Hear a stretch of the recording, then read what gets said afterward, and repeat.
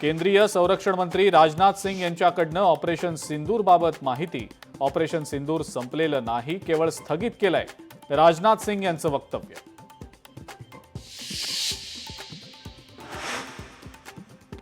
पहलगामचे दहशतवादी पाकिस्तानी की भारतीय?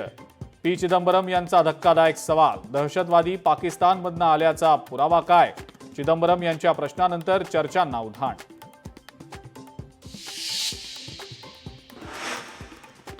महायुती सरकार 5 वर्षांचा कार्यकाळ पूर्ण करणार। 5 वर्षात महाराष्ट्राचं चित्र बदललेलं दिसेल। वर्ध्याच्या भाजपच्या विचारमंथनामध्ये मुख्यमंत्री फडणवीस यांचं वक्तव्य।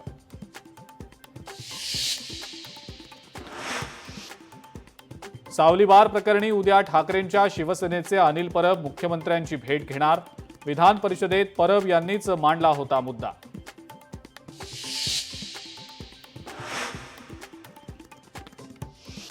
ठाकरे बंधू एकत्र आल्यास महायुतीचा प्लॅन बी तयार। मोठ्या महापालिकांमध्ये महायुती म्हणूनच निवडणूक लढणार। खात्रीलायक सूत्रांची माहिती। मतांचं विभाजन टाळण्याचा प्रयत्न होणार।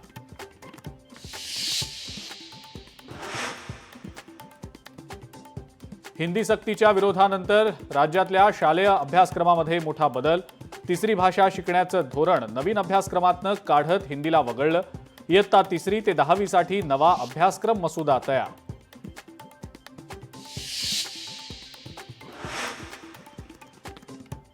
शिवसेना पक्ष आणि चिन्हासंदर्भात 20 ऑगस्टला सुप्रीम कोर्टात सुनावणी। सुनावणीच्या पार्श्वभूमीवर शिवसेनेचे नेते दिल्लीत वरिष्ठ वकिलांच्या भेटीला।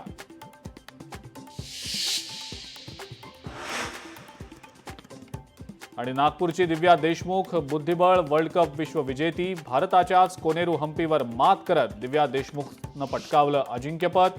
दिव्या देशमुख भारताची 88वी ग्रँडमास्टर।